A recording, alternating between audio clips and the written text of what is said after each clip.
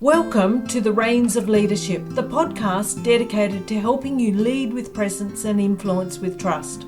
I'm your host, Marinda Smith, business leadership strategist, sharing actionable insights on mindset, EQ and energy uniquely illuminated by wisdom gained alongside my equine partners. Hello and welcome back to the Reins of Leadership. I want to start today by taking you to a riding arena. Now, in this particular one that I'm visualizing as I speak here is I was there for a lesson, and while I was waiting on the side, I sat on a log near a couple of other riders and just listened to the side conversations. One woman was completely trapped in a cycle of frustration. Everything was someone else's fault. The weather was too hot, her float ride over was stressful, her horse was being difficult, the farrier had done a bad job. Whatever she commented on was a complaint pointed at someone or something else. And the poor person next to her was just nodding along and saying, "Oh, I know, totally."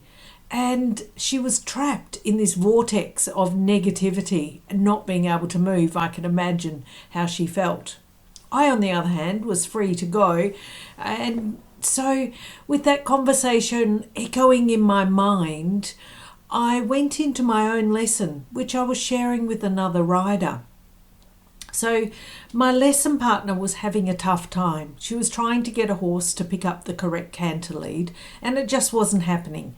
Every time she asked, the horse would either ignore her, get confused, or pick up the wrong lead. As we came back to the middle of the arena to debrief, her commentary started, and it sounded eerily familiar to the conversation I just overheard on the sidelines. First it was, "He's being so stubborn today."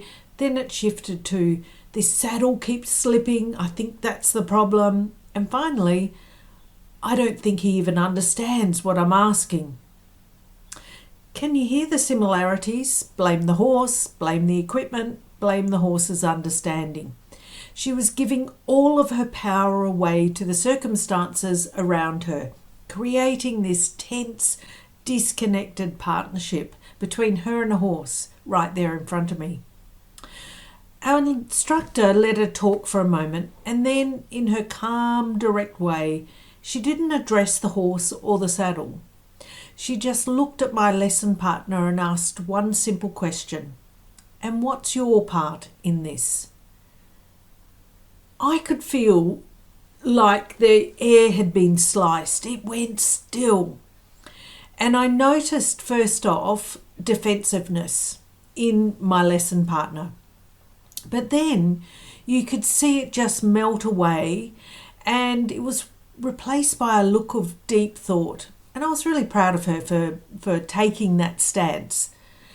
That one question completely changed the energy. And I could see her pause and take a deep breath. And instead of blaming, she started asking the instructor real questions. "So am I leaning too far forward? Am I giving a clear enough signal?" And she started to take ownership. And that was when the magic happened. The instructor gave her some small adjustments, just something really simple to make. And as I stayed in the middle, I watched the other rider circle away, make the change, and just like that, her horse flowed into a beautiful, balanced canter on the correct lead. For me, sitting there on my horse, it was like a lightning bolt. I had just witnessed the exact same pattern twice in the space of half an hour. And whilst they were similar in that they were blaming something outside of each other, there were unique differences as well. The conversation on the log was the sound of being trapped, but what I saw in the arena, that pause, that single question, that shift to take ownership, was the moment my lesson partner chose to climb out. That shift, that tiny, powerful moment of moving from blame to responsibility, is what we're talking about today. It's a leadership concept called above and below the line. And once you see it, you will see it everywhere.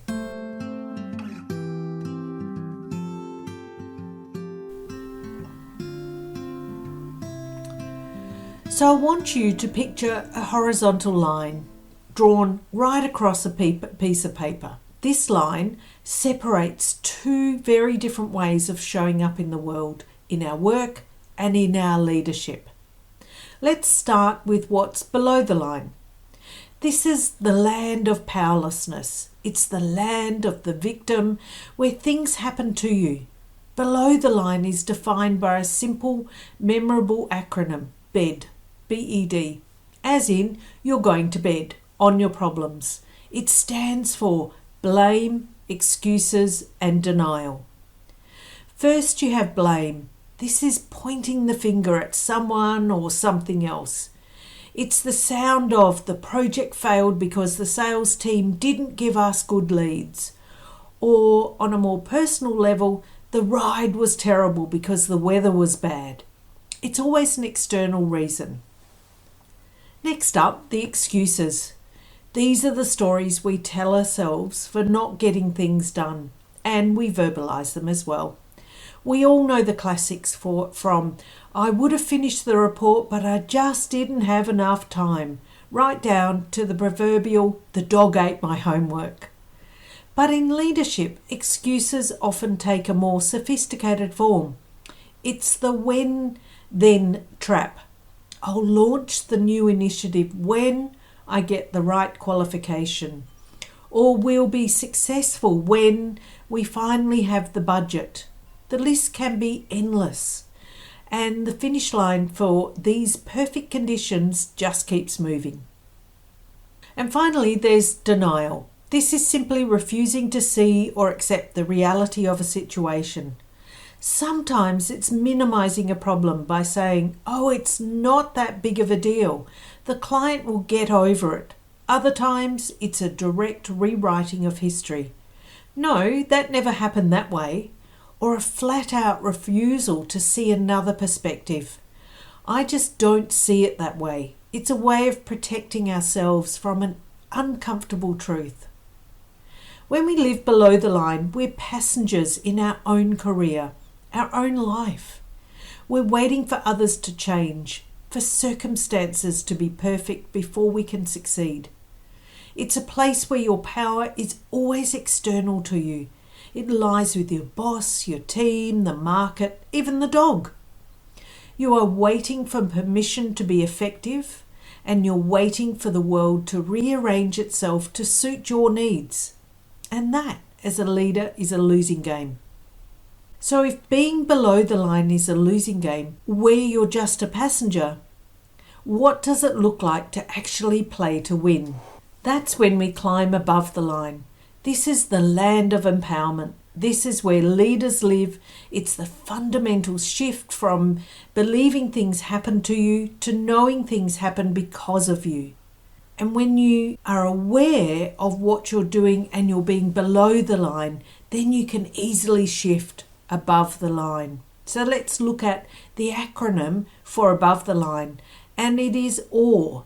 And I want you to picture that. An oar is the tool you use to row your own boat, to create your own momentum and to steer your own course, no matter what the current is doing. It stands for ownership, accountability and responsibility. It all starts with ownership. Now, this isn't about beating yourself up or taking the blame for things that aren't your fault. It's the quiet, powerful act of looking at any situation and asking, what's my part in this? It's the student in the arena shifting from blaming the horse to asking, am I giving a clear signal? In the workplace, it's the leader who says, I take ownership for not getting the clarity we needed from the sales team earlier. I'm going to fix that. From ownership, we look at accountability. And this is about answering for the final outcome. It's about looking at the results, good or bad, and being the person who's committed to learning from them. It's about saying, I'm accountable for that missed deadline. Let's unpack our process so we can learn from it and ensure it doesn't happen again. See how it's not about blame, it's about forward progress, it's about growth. And finally, we look at responsibility. I love this word because if you break it down, it's about your response ability, your ability to respond. This is the action step. It's about proactively making things right and moving forward with purpose. It's the leader who steps up and says, it is my responsibility to communicate the new timeline to the stakeholders and to get this project back on track. It's the problem solver, the wayfinder. When you live above the line, you're holding the reins. You are actively using your oar to steer, not just waiting to see where the current takes you. You become the cause of your results, not a victim of your circumstances.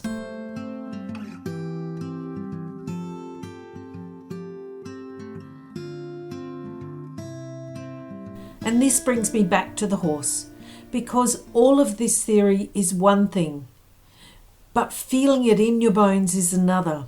So I'm heading back to my horse, my most sincere and immediate teacher of this principle you will ever find. A horse cannot comprehend your story about how you had a bad day or how the person in the office next to you is annoying. A horse only understands clarity and truth. I remember a day recently so clearly. I was trying to get my horse King across a small, simple wooden bridge on a trail. It had a lovely stream going through it because it's winter and up in the bush there's lots of streams flowing through. Anyway, this little bridge was about 2 meters long. It wasn't a big deal, I thought, but for him that day it was the scariest monster he had ever seen. He planted his feet, he snorted, and he refused to move. And my first reaction was straight below the line. It went something like this. I'm sure there was a blame there that went up first, with my internal monologue going, "You silly horse, you've walked over this a dozen times, just get over it."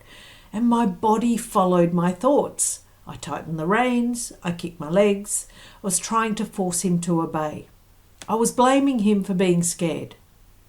Then when that didn't work, I went into excuses. Well, maybe the light is casting a weird shadow today, or something similar has spooked him like this in the past. I was creating stories to justify the failure, to make it not my fault. And finally came denial. I clearly remember thinking, you know what? It's not worth the fight. This bridge isn't important.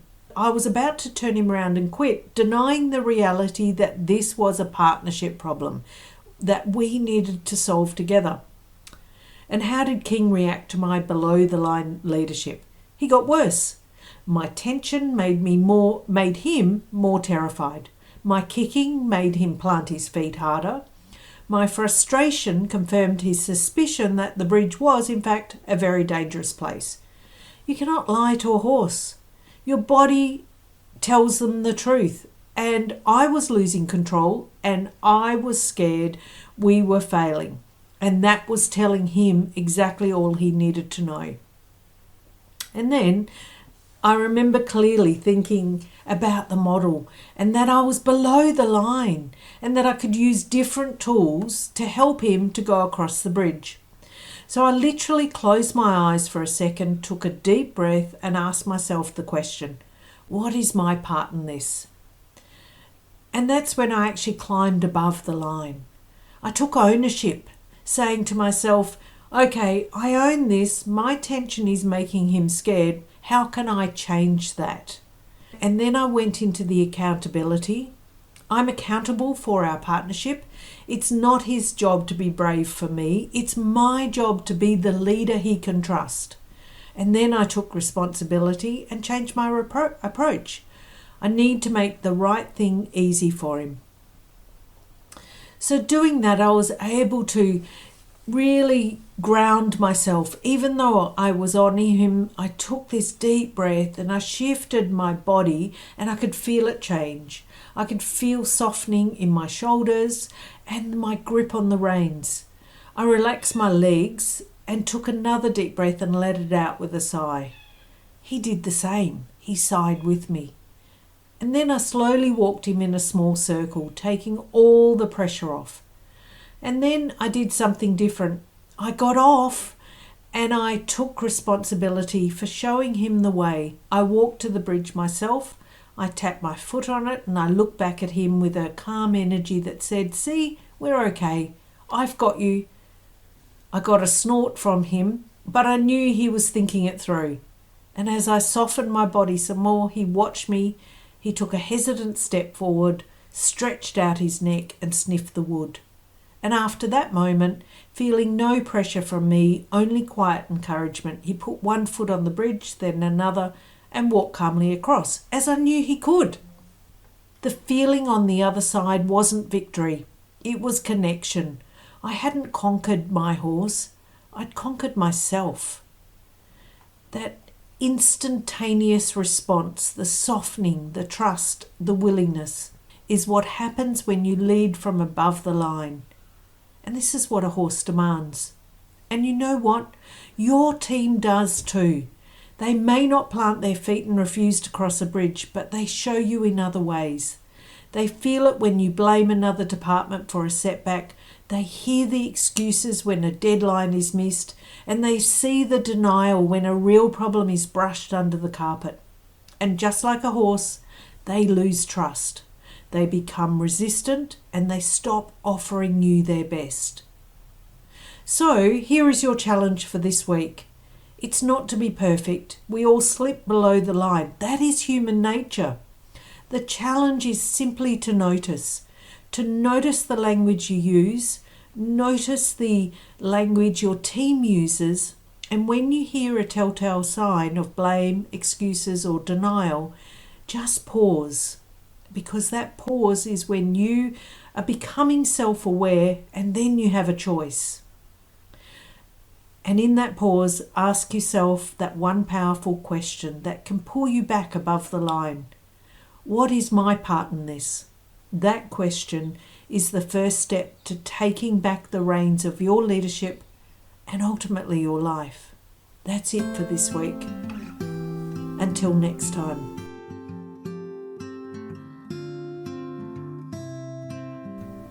Thanks for joining me on the Reins of Leadership. Remember to lead with presence and influence with trust. Subscribe for more insights and find resources at mirindasmith.podia.com.